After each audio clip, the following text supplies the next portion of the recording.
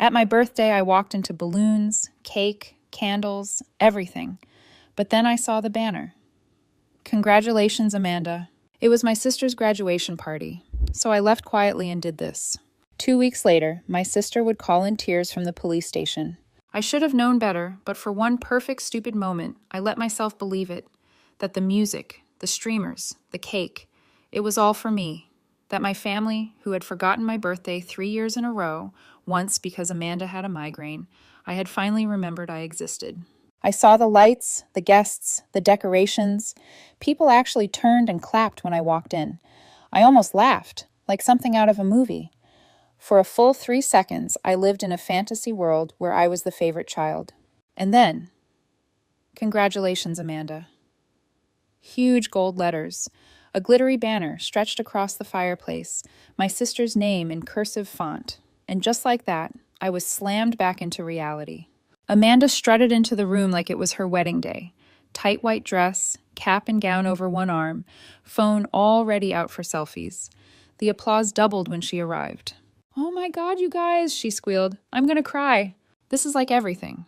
She didn't cry. She never cries, unless there's a camera or cash involved. I stood off to the side, still holding the gift bag I'd brought for my dad to give me from them, because I knew they wouldn't have one. I was used to it. I wasn't used to this. I found my mom in the kitchen and asked very calmly if they had meant to do this on my birthday. She looked confused, then guilty, then annoyed. "Well," she said, "we thought we'd celebrate both. You don't like a lot of attention anyway, right?" Then my dad chimed in from the couch like he was helping. "We ordered your favorite cake. See? We didn't forget, right?" A cake with Amanda's face on it, a graduation cap, and congratulations. Amanda written in gold frosting. Really screamed. "Happy birthday, Oliver." Amanda finally looked over and saw me. "Oh, hey," she said, air kissing my cheek. "You didn't tell me you were coming. That's chill, though. We can share the party, unless that makes you feel weird." She said it like I was a guest who wandered in off the street. Then she added, "Hope you don't mind. We kind of used your credit card for the cake. It was just easier." That's when my smile cracked. I pulled out my phone and checked my banking app just in case, and there it was. A $900 catering charge, a $500 venue deposit from 3 days ago, a $200 floral order with the note for Amanda's big day. 4. I felt heat crawl up my neck. Not rage, not yet, just shame. The kind of shame that sits in your throat and chokes you slowly. I didn't say anything, didn't make a scene. I just turned around and walked out. I think someone asked where I was going. Amanda might have said, "You're seriously leaving? Ugh, are you going to be dramatic about it?" I didn't answer because I wasn't being dramatic. I was done. They thought I'd sulk and get over it. What I actually did was file a police report. And 2 weeks later, Amanda would be calling me sobbing from the police station. The first time I realized my sister Amanda could get away with murder. She was 6 and I was 8. She'd stolen a $20 from Mom's purse. When I found it in her Barbie dream house and told our parents, Amanda burst into tears, pointed at me, and said, "He made me do it." I was grounded for 2 weeks. Amanda got ice cream because she was clearly distressed. That was the beginning, or at least the first time, I remember realizing the scoreboard wasn't exactly balanced in our house. Back then, I thought maybe it would even out when we were older, that maybe eventually people would see through her act. They didn't. Because Amanda didn't grow out of that phase. She perfected it, and my parents, they clapped every step of the way. Growing up, she had an audience. Her entire personality was a stage performance. Perfect smile, perfect hair, perfect tearful apologies followed by 0 consequences. If I got a B+ on a test, my parents would say, "Next time aim higher." If Amanda got a C-, it was, "She's doing her best. She's under a lot of pressure." She once borrowed my laptop for a school project and returned it with a cracked screen and 5 missing keys. When I told her she had to pay for the repair, she rolled her eyes and said, "I'm literally a student. You make money. Don't be selfish." She said it like I was being unreasonable for not wanting to sponsor her. Tech destruction, but Amanda didn't ask. Amanda took, and my parents called it love. When Amanda said she wanted to do a semester abroad in Italy, my parents raided the emergency fund. When I needed help covering a car repair to get to work after a layoff, I was told to budget better. I paid for my own college, every cent, took on 2 jobs, and ate more ramen noodles than I care to remember. Amanda, meanwhile, got a fully funded degree, no student loans, and a monthly allowance so she could focus on school. I wasn't bitter, not at first. I was exhausted. But I told myself, you're the older brother. You're supposed to sacrifice. Then came the medical lie. A year ago, Amanda called me late one night, sniffling, voice shaking, full Oscar-worthy performance. Said she needed $1,800 for a specialist. Told me not to tell Mom and Dad that she was scared and that it was probably nothing, but it could be serious. I wired the money within the hour. 2 weeks later, she posted a series of photos from a healing retreat in Tulum, yoga by the beach, crystal therapy, a $600 a night villa. When I confronted her, she blinked at me like I was being unreasonable. I was having an emotional crisis, she said. You don't understand how draining school has been. My parents' reaction? Let it go, Oliver. Amanda's always been sensitive. I didn't report her. I didn't even yell. I just started putting distance between us. Quietly, strategically. I changed passwords, removed my cards from shared delivery apps, made sure she couldn't access anything she hadn't earned. But apparently, she'd been planning something anyway.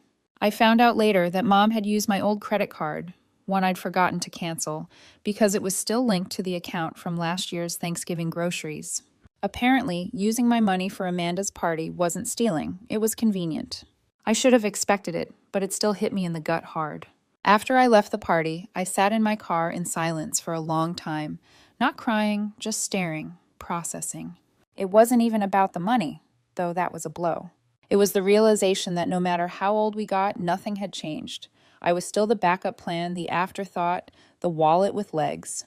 You know what my mom texted me that night? You embarrassed Amanda by walking out. You made everything about you again. I didn't respond. I opened my Photos app and scrolled back through Amanda's graduation posts. There she was, laughing by the cake I paid for, holding up a custom sign that said, Class of 2025. She did it. There was no mention of me, no birthday message, no tag, nothing. The next day, she posted a photo of her gifts and wrote, So grateful for my amazing family. Guess who wasn't in any of the pictures? I think that's when the emotion shifted. I wasn't just hurt anymore, I was furious, quietly furious. The kind that doesn't burn hot but cold, focused. I wasn't going to yell. I wasn't going to post about it. I was going to do something they never expected. Tell someone who could actually do something. I spent the next few days gathering receipts. Literally, my credit card statements showed every charge for the party, the cake, the catering, the decorations. A flower order with the message, for Amanda's big day, charged to me. The venue confirmation had Amanda's email and phone number listed. The invoice went to her inbox.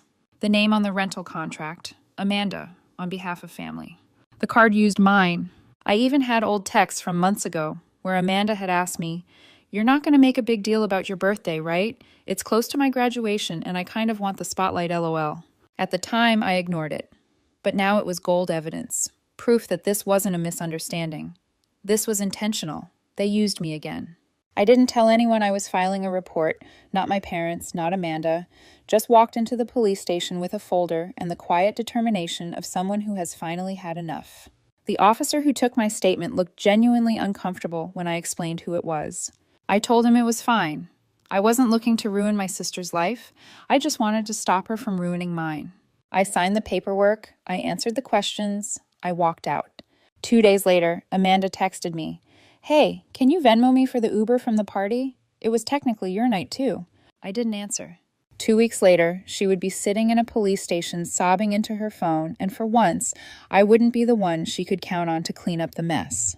She called me at 6:13 in the morning, not texted, not left a voicemail, called full on. Old school ringtone ringing through my half-asleep brain. I let it go to voicemail. She called again and again. The fourth time I answered, not because I wanted to, but because I thought maybe someone had died. Honestly, that would have been easier. Oliver, Amanda gasped, her voice cracking. Oh my God, I'm at the police station. They said there's a report, a fraud report with your name on it. What did you do? I sat up in bed, turned on the light, and blinked into the phone like it could give me strength. Oh, so that's the part you're shocked about, not the part where you stole from me. Silence. I didn't steal, she said instantly, on the defense. It was a party for both of us. Mom said it was fine. You're seriously doing this to your own sister? There it was. The classic Amanda defense strategy. Cry first, then play the family loyalty card. And if that doesn't work, spin it into a martyr monologue. Are you being questioned? I asked calmly. Ah, yes. They said they need me to verify the purchases, and the card wasn't mine, and now I might get charged with fraud. Oliver, you're ruining my life over a birthday party. No, I said, you're ruining your own life over years of treating me like a walking ATM. Later, I found out what really happened. Turns out, Amanda had taken a photo of my credit card months ago when I left my wallet on the counter during a family visit. She used the card, manually typed in the number, expiration date, and security code to pay for the venue deposit, the cake, the decorations. When the officer asked how she got the card details, she said, I thought he wouldn't mind. It was for both of us. She admitted she never asked, never told me, never even hinted. The officer asked, Did he give you permission? Amanda just blinked and said, Well, he didn't say no. That's the level of logic we were working with. By that afternoon, my phone was blowing up like a fire alarm. Texts from my mom, my dad, even my aunt, who I hadn't spoken to in 3 years. Mom, you went too far. Amanda is devastated. Dad, you really want to throw your own sister in jail over a misunderstanding? Aunt Karen, whatever happened to talking things through like adults? Not everything has to be a lawsuit. I didn't respond to any of them, not because I didn't care, but because I finally cared about myself more. That night, Amanda came to my apartment. I didn't know she knew where I lived. I still don't know how she got in the building. Probably manipulated a neighbor, or threatened a delivery guy, or cried at the buzzer, all her go-to tactics. I opened the door just enough to see her face, red, tear-streaked, and blotchy, but not in a sorry way, in an I'm still the victim way. I'm not here to fight, she said. I need you to drop the report, please. They said this could go on my record. It could affect jobs, travel, everything. I looked at her, not just looked, really saw her, and what I saw wasn't a scared sister. It was a girl who had never been told no and still didn't know what it meant. You lied about needing money for medical treatment, I said. You stole my credit card. You threw yourself a party on my birthday and acted like I was the inconvenience, and now you want me to fix it. I didn't know it would go this far, she whispered. That's the problem. I said, it never goes far for you because people like me always let it slide. Cue the tears. Round 2. Maybe 3. I'd lost count, but they came anyway. You're doing this to punish me, she said. You've always been jealous. That one actually made me laugh. Genuinely jealous of Amanda? Yeah, I said. You're right. I've always dreamed of being the sibling who manipulates her way through life and ruins other people's credit scores. Her eyes narrowed. The crying stopped like someone flipped a switch. You think you're so perfect, she snapped, but you're just bitter. You're pathetic. You think being right makes you better than everyone else. No, I said, but it does mean I'm not paying for a crime I didn't commit. I closed the door on her mid-rant. Didn't slam it, didn't yell, just closed it because I was done being the audience to Amanda's one-woman drama. Over the next week, things escalated. My parents started calling daily, not to apologize, not to ask how I was, but to demand that I make things right. Apparently, Amanda's job offer at a marketing firm had been put on hold due to the investigation. One of the background checks flagged the police report, and instead of facing the consequences, Amanda had gone full meltdown. Are you happy now? My mom yelled over the phone. She's devastated. Her future is ruined. I was never trying to ruin her future, I said. I was trying to protect mine. They didn't hear me. They never do. A few days later, my dad left me a voicemail. His tone was calm, quiet, almost gentle. Son, we know you felt underappreciated, and I get it. I really do. But this isn't the way. This is family. And family means sometimes we do things we don't like. That's just how it is. I played the message twice. Once to hear what he said, once to hear what he didn't say. He never once acknowledged Amanda's actions, never once apologized, just gently urged me to let it go, to bend again, to keep the peace. And for the first time in my life, I understood something. Keeping the peace was just code for keep being quiet while they take advantage of you. A week after that, I got a message from Amanda. No emojis, no passive-aggressive LOLs, just a simple line. You win. I hope you're proud of yourself. And the truth is, I wasn't proud. I wasn't gloating. I wasn't even happy. I was just done. Done carrying guilt that wasn't mine. Done paying for mistakes I didn't make. Done playing the role of the silent, dependable brother while they applauded Amanda for breathing. They had pushed me out of every celebration, every spotlight, every space where I should have mattered. And now they were shocked I'd finally stepped into my own. By the time Amanda sent me that final text, "You win. I hope you're proud of yourself," I thought we'd reached the climax. I thought the drama had peaked, that the worst was over, that maybe finally they'd leave me alone. I was wrong. Because apparently, the one thing more dangerous than Amanda crying is Amanda cornered. And a cornered Amanda comes with backup. 3 days after that text, my mom showed up at my office. She didn't even call ahead, just walked right into the lobby like she owned the place and asked to speak with me urgently. When I came down, she looked me up and down like I'd personally betrayed the family bloodline. "I raised you better than this," she said. "No hello, no how are you, just straight to the guilt." I motioned for us to step outside. She followed, her heels clacking like judgment across the pavement. "You've humiliated your sister," she snapped. "She might not get the job now. Do you understand what this means? Her whole career could be ruined." I said, "Yeah, that's usually what happens when you commit fraud." Her face reddened, not from shame, from fury. "You're doing this out of spite over one party. We raised you, Oliver. We paid for your school clothes, your sports, your food." "Right," I said, "and in return, I gave you a down payment on your house and covered your utilities for 2 years. But sure, let's talk about that one time in 5th grade you bought me sneakers." She actually had the nerve to say, "That was your choice. We never asked you to help." No, they never asked. They just expected me to pick up the slack when Amanda blew through her allowance, expected me to cover the gap when Dad forgot the power bill, expected me to be grateful for scraps, while Amanda was handed everything on a silver platter, including my birthday.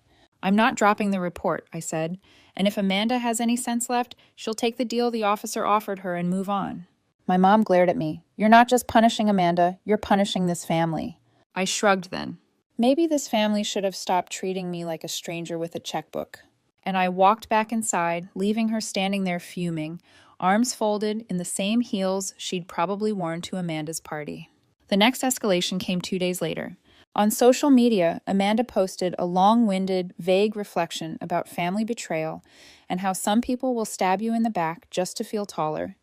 She didn't mention my name, but she tagged our entire extended family. Every cousin, every aunt, even grandma. The comments were a mix of concern and confusion. "Who would do that to you? You're so strong, Amanda. Rise above. Family is supposed to protect you, not attack you." I didn't reply, but I did screenshot every line. The next day, I woke up to 5 missed calls from relatives I hadn't spoken to since childhood, and 1 DM from our cousin Lila, who did know the full story and simply wrote, "They're drowning. Don't throw them a life raft." Amanda wasn't done. She emailed my boss. Let that sink in. She emailed my boss, pretending to be a concerned friend of the family, and claimed I was going through a personal crisis and might be lashing out at loved ones inappropriately. Luckily, my boss is the type of person who drinks black coffee, runs marathons, and doesn't tolerate nonsense. She forwarded the email to me with one line. "Let me know if I need to block anyone." I replied, "Might want to block Amanda. She's going through a full-time identity crisis." We laughed about it, but deep down I was shaken. Amanda wasn't just panicking. She was spiraling, and she dragged down whoever she could to keep herself afloat. The police case moved faster than I expected. Maybe because the evidence was so clean, maybe because Amanda's digital fingerprints were all over everything, maybe because the officer handling the report was the kind of guy who didn't like being lied to. They offered Amanda a deal. I repay the full amount, complete 100 hours of community service, enroll in a financial accountability workshop. In return, no charges filed, no permanent record. All she had to do was admit fault, own up to it, learn something. She refused, said it was humiliating, said it would make her look guilty. The officer's reply? "You are guilty." Eventually, her pride cracked, not because she suddenly developed self-awareness, but because the marketing firm that had been considering her application found out about the report. The offer was rescinded. No job, no launch pad, no dream career. Just Amanda sitting in her room in her parents' house throwing tantrums between phone calls to lawyers she couldn't afford. Guess who didn't bail her out this time? My parents. They made one final attempt to reel me back in. In a group call, the tone was soft, calculated like a PR campaign. "We just want to talk," my mom said sweetly. Amanda was on the call too, silent for a moment, then, "I'm sorry, okay? I didn't mean to hurt you." It was the flattest apology I've ever heard, like a child being forced to say sorry after shoving someone on the playground. "What exactly are you sorry for?" I asked. Another pause. "For taking your card without asking." "That's not what happened," I said. "You stole from me."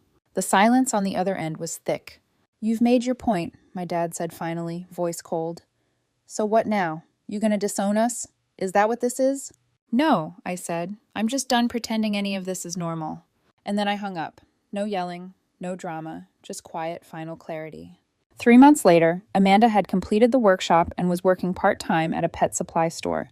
Our parents still hadn't spoken to me directly, but I'd moved out of state, gotten a promotion, a fresh apartment, a small group of friends who knew me as me, not Amanda's brother.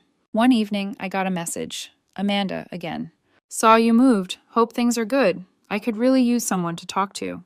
I stared at it for a while. Then I turned off my phone, made a cup of tea, and sat on my balcony watching the city lights flicker like tiny silent fireworks. For once, my life wasn't about cleaning up her mess. And in that silence, I finally felt free. I still get mixed feelings about it sometimes. Not guilt exactly, just that little voice in your head that says, "What if you just let it go one more time?" But then I remember the years of silence, the stolen money, the birthdays that weren't mine, and I know I did the right thing. Still, what do you think? Was I too harsh, or was it finally time someone held her accountable?